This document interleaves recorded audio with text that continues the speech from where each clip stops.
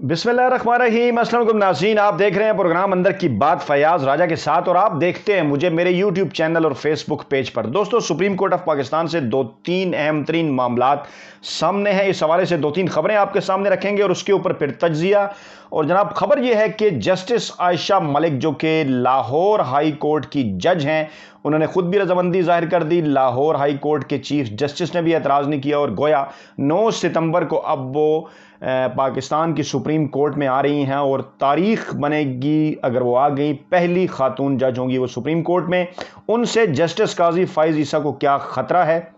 इस पर बात करेंगे। दूसरा मामला है जनाब के जस्टिस काजी फाइज ईसा और उनकी अहलिया सरीना ईसा साहिबा बैरून मुल्क रवाना हो गए हैं और उनके उस ख़त से पता चला है, जो ख़त सरीना ईसा ने वज़ीर-ए-आज़म पाकिस्तान इमरान खान को लिखा कि वो सेकंड ओपिनियन के लिए, उनका जो थायराइड्स का मसला है उसके लिए स्पेन जो है वो रवाना हुए हैं। तीसरा अहम तरीन मामला यह है कि जुडिशल कमीशन का इजलास 9 सितंबर को होने जा रहा है और उसका हिस्सा जस्टिस काजी फाइज ईसा भी हैं और उस इजलास में उस दिन क्या होगा, जस्टिस काजी फाइज ईसा तो बाहर चले गए, क्या वो शिरकत नहीं करेंगे? ये अहम तरीन मामलात हैं जनाब, जो सारे इस वीडियो में आपके सामने रखने हैं। तो जनाब, मामला ये है कि जब सुप्रीम कोर्ट में नए जजेस की तैनाती का मामला आया, उससे पहले आपको याद होगा कि 28 अप्रैल को जब माफ़ कीजिएगा 26 अप्रैल को जस्टिस काजी फाइज ईसा के हवाले से सुप्रीम कोर्ट से फैसला आया, जिसमें उन्हें जो है वो अक्सरीती जजेस ने क्लीन चिट दी। तो उसके बाद फिर पुलों के नीचे से बहुत सा पानी बह चुका है। 2 सीनियर जजेस रिटायर हो चुके हैं और जिन्होंने जस्टिस काजी फाइज ईसा के हक में फैसला दिया था। इसलिए अब क्योंकि हुकूमत क्यूरेटिव रिव्यू के अंदर जारी है और हमारी इत्तलात के मुताबिक 24 मई को ये जो नज़रसानी के ऊपर नज़रसानी की दरख्वास्त है वो दायर कर दी गई थी, क्योंकि 30 दिन के अंदर जो है वो नज़रसानी के ऊपर नज़रसानी की दरख्वास्त दायर उन्होंने की थी, क्योंकि वैसे नज़रसानी की दरख्वास्त के लिए 30 दिन की मुद्दत होती है और जिसकी तरफ जो है वो सरीना ईसा साहबा ने अपने ख़त में भी इशारा किया कि शायद वो बाद में दायर की गई, लेकिन बाद में दायर नहीं की गई। वो दिन पूरे हो रहे थे 26 मई को और 24 मई को ही दायर कर दी गई और उसके नतीजे में ये मुमकिन है कि चीफ जस्टिस ऑफ पाकिस्तान की जानिब से इस मरतबा जो है वो हुकूमत की भी ये ख्वाहिश है कि फुल कोर्ट बेंच जो है वो बना दिया जाए, जिसके अंदर तमाम जो 17 जजेस हों, यानी जस्टिस काजी फाइज ईसा के अलावा बाकी 16 जजेस उसके अंदर शामिल हों और उनके इस केस का फैसला करें। कानूनी राय इसके ऊपर तकसीम थी कि क्या नज़रसानी के ऊपर नज़रसानी हो सकती है, लेकिन फिर एक राय सामने आई कि नज़रसानी पहली जो थी वो तो जस्टिस काजी फाइज ईसा और सरीना ईसा की जानिब से दायर की गई। हुकूमत ने तो अभी तक नज़रसानी का ऑप्शन इस्तेमाल किया ही नहीं, और अगर पहली नज़रसानी को नज़रसानी समझा जाए तो क्रिएटिव रिव्यू का भी ऑप्शन एक मौजूद है, इसीलिए लीगल टर्म मौजूद है, इस्तेमाल होती है और आइन में कोई ऐसी कतगन भी नहीं है। हाँ, ये रवायत रही है कि नज़रसानी के बाद नज़रसानी नहीं आती, लेकिन रवायत बहरहाल जो है वो आइन और कानून को कोई काम करने से नहीं रोकती, तो इसलिए मुमकिन तौर पर फुल कोर्ट बेंच भी बन सकता है। यह है वो मामला जजेस के रिटायरमेंट के बाद, जिसके बाद जस्टिस काजी फाइज ईसा, उनके हमायती चंद मीडिया के अंदर जो मौजूद लोग हैं, कुछ व्लॉगर्स, कुछ मखसूस टीवी चैनल्स, उनको इस बात का ख़तरा है कि अब जो बैलेंस है सुप्रीम कोर्ट के अंदर वो जस्टिस काजी फाइज ईसा के हक में जो है वो नहीं रहा और जस्टिस काजी फाइज ईसा को इसका नुकसान हो सकता है। मामला अगर सुप्रीम जुडिशल काउंसिल के अंदर चला गया, वहाँ पर जो है वो साबित ना कर सके, अपने एहसासात की मनी ट्रेल वो और उनकी अहलिया ना दे सके, तो उनके ना सिर्फ सुप्रीम कोर्ट के जज होने पे सवालिया निशान लग जाएगा, बल्कि वो मुस्तकबिल के चीफ जस्टिस भी नहीं बन पाएंगे। और इसी दौरान ये खबर भी आती है, पहले जब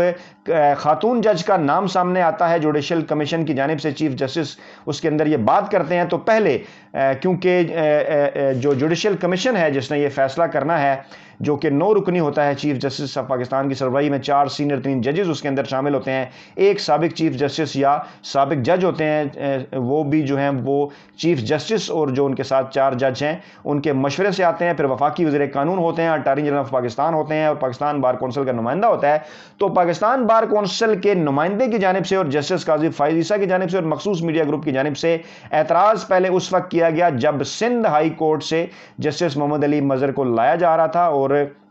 کہا گیا کہ جناب سینیٹی کا اصول جو ہے وہ اس کی پامالی کی جا رہی ہے، حالانکہ ماضی میں سینیٹی کے اصول کی کوئی ایسی مثال موجود نہیں ہے، میرٹ کے اوپر عمل ہوتا رہا اور خود جسٹس آصف سعید کھوسا اور جسٹس ثاقب نثار اور دیگر کئی ججز جو ہے وہ اسی طرح سے سپریم کورٹ کے اندر آئے۔ تو معاملہ یہ ہوا کہ پہلے اس کو ویلکم کیا گیا کہ خاتون جج جو ہے وہ سپریم کورٹ میں آئیں گی، پھر شاید جسٹس عائشہ ملک کے پروفائل کا جائزہ لیا گیا، تو اس کے بعد جو ہے وہ جو مخصوص کچھ میڈیا گروپ کے لوگ ہیں، ایون جسٹس قاضی فائز صاحب کے قریبی ذرائع اور اس کے ساتھ ساتھ جو پاکستان بار کونسل ہیں ان کی جانب سے بھی اعتراض جو ہے وہ سامنے آنا شروع ہو گیا۔ خبر یہ آئی کہ اب چیف جسٹس محمد امیر بھٹی جو لاہور ہائی کورٹ کے چیف جسٹس ہیں، انہوں نے جو رضامندی ظاہر کر دی، انہوں نے کہا مجھے کوئی اعتراض نہیں ہے جسٹس عائشہ ملک کے سپریم کورٹ میں آنے پہ، وہ سپریم کورٹ وہ جو ہے وہ لاہور ہائی کورٹ کی سینیٹی لسٹ میں چوتھے نمبر پر ہیں، اور اس حوالے سے جوڈیشل کمیشن کا اجلاس جو ہے وہ 9 ستمبر کو ہوگا۔ چیف جسٹس گلزار باہر ہیں، وہ 6 ستمبر کو واپس آئیں گے، اور یہ بھی سوال ہے کہ جسٹس قاضی فائز صاحب تو باہر چلے گئے ہیں، وہ اس اجلاس میں شرکت کیوں نہیں کر رہے، کیا وجہ ہے؟ لیکن اسی دوران 9 ستمبر کو جب اجلاس ہے تو جسٹس قاضی فائز عیسیٰ کے ساتھ جو الائن ہے پاکستان بار کونسل کے نمائندے اور پاکستان بار کونسل، انہوں نے جناب احتجاج کی کال دے دی ہے کہ سینیٹی کے اصول کو پامال کیا جا رہا ہے، اور جس دن اب یہ اجلاس ہوگا جسٹس عائشہ ملک کو سپریم کورٹ میں لانے کے حوالے سے، اسی دن جو ہے وہ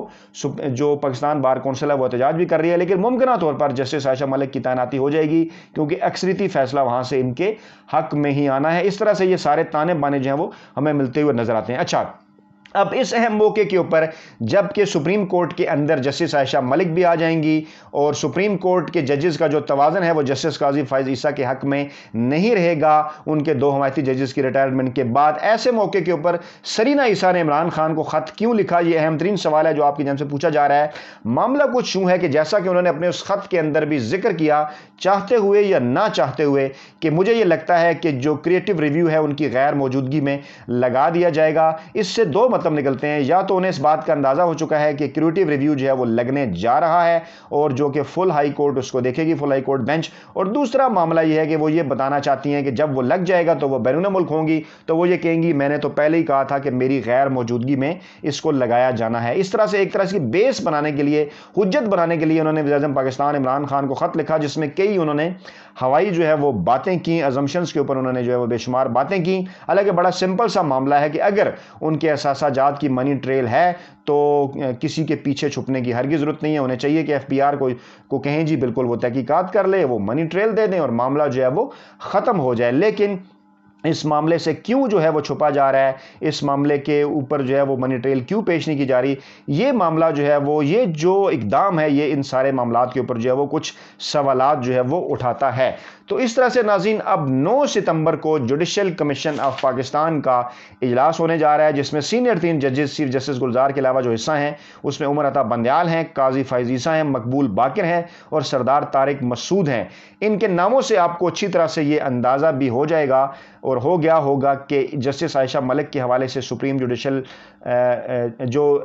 کمیشن آف پاکستان ہے اس سے جو ہے وہ ان کی تعیناتی کے حوالے سے کیا فیصلہ آنا ہے، 9 ستمبر کو کیا ہوگا۔ اور سرینا عیسیٰ نے اس سارے سینیریو کے اندر وزیر اعظم پاکستان عمران خان کو خط کیوں لکھا ہے، اور ان کے وہ خطوط اگر ماضی کے بھی شامل کر لیے جائیں اور جسٹس قاضی فائز عیسیٰ کے خطوط جو صدر کو لکھے گئے اور دیگر لوگوں کو لکھے گئے وہ بھی شامل کر لیے جائیں تو یہ کوئی درجن بھر کے خطوط جو ہیں وہ بن جاتے ہیں جو کہ ان کے ڈیسپریٹ ہونے کا اندازہ ہوتا ہے ساری بات سے۔ حالانکہ میں پھر ایک مرتبہ کہوں گا کہ معاملہ جو ہے وہ نہایت ہی سادہ ہے، اور معاملہ یہ ہے کہ ان کے اوپر ایک اعتراض ہوا اور وہ اس اعتراض کو دور کرنے کے لیے ایک سوال ہوا، اس سوال کو دور کرنے کے لیے سب سے بہترین طریقہ یہی ہے کہ وہ ان اثاثہ جات کی منی ٹریل دے دیں، اور کیونکہ کوئی بھی جو ہے وہ یہ نہیں کہا جا سکتا کہ پاکستان میں جو ہے وہ احتساب سے بالا تر ہے، خود جسٹس قاضی فائز عیسیٰ بھی یہ بات کرتے رہتے ہیں کہ تمام اداروں کو، تمام لوگوں کو جو ہے وہ احتساب کے انڈر ہونا چاہیے، کسی کو بھی احتساب سے بالا تر جو ہے وہ نہیں ہونا چاہیے۔ تو کیوں نہ یہ معاملہ جو ہے وہ انہی سے ہی شروع کر لیا جائے اور وہ کھلے دل کے ساتھ جو ہے وہ اپنے خلاف جو ہے وہ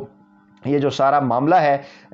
اس کو جو ہے وہ چلنے دیں اور اپنی منی ٹریل جو ہے وہ پیش کر دیں، اور اگر وہ حق پر ہیں تو دودھ کا دودھ اور پانی کا پانی ہو جائے گا۔ تو یہ ہیں ناظرین تازہ 3 تفصیلات اور معاملات سپریم کورٹ آف پاکستان سے۔ اپنا بہت خیال رکھیے گا، دعاؤں میں یاد رکھیے گا۔ نئی ویڈیو کے ساتھ جلد آپ کی خدمت میں حاضر ہوں گے۔ اللہ نگہبان۔